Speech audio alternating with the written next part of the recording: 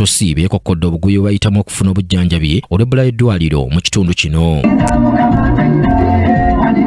Bano nga bakulembeddwamu abakulembeze baabwe okwogera bino basinzidde mu lusiisira lw'ebyobulamu olwategekeddwa ab'ekisinde ki PLU ku mwali Katosi abantu mwebayise okufuna obujjanjabi obw'obwereere. Ne bagenda mu kiriniki olw'essente n'abamu ne balemererwa.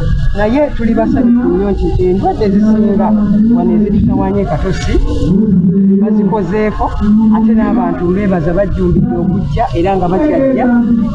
Ne neebaza babyekitiivu bonna mu mukono abasobodde okubeera wano olw'okuba nti bawulidde omulanga nabo okwegatta buvunaanyizibwa so si kutuula butuuzi mawoofiisi nabiko so tuvuddeyo okubeera ng'ekyokulabirako kuba ekyokulabirako eri bannaffe bonna so bw'otunuulira ensiza y'ebyobulamu eri wano olwaliro saadise zonna bwe. Okusoomoozebwa abatuuze kwe boogeddeko okulala mubaddemu amasannyalaze, ebbula ly'emirimu, obukyafu omuli abantu abasumulula kazambi n'agenda mu nnyanja.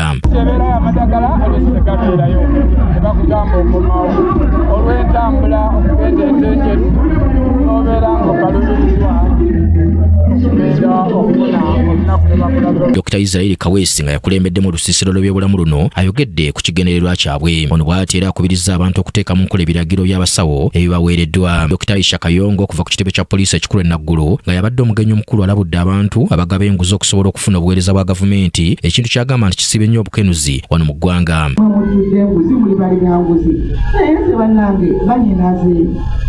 Ne bagala bange bagamba nti enguzi eno ejjo enguzi teba ku muntu gw'ogiwadde naawe agiwadde okitegeera eri enguzi ejo muba n'omanya kati bwe mba sigenze ku poliisi bali kuwayo ssente tebagenda kunkolako oli nabo enagamba nti ssebo bondi eyo gy'ogula ebeera ya bwerere eyo tebakisasubira ssente naye namugera ne muwayo ssente okitegeera kati kyatukuliramu abantu betyo tukimanyi naye singa temuvemwenga mmwe kuba nti mumanya ebintu bino nemanya bisobola okuba nti tubikendeeza kyonna wekiri okitegeera. Ono wabula agumizza abatuuze okubafunira bannakyewa abasobola okubazimbira eddwaliro mu kitundu singa babawadde ettaka, era ng'ono avumiridde ky'abazadde abeesuulira ogwa naggamba ku baana baabwe ne baddira okutaayaya nga bagenda balonda obucupa mu kifo ky'okugenda ku masomero. Alex Miseiri yakusakidde eggulire lino ku lwa KTV Amalindi.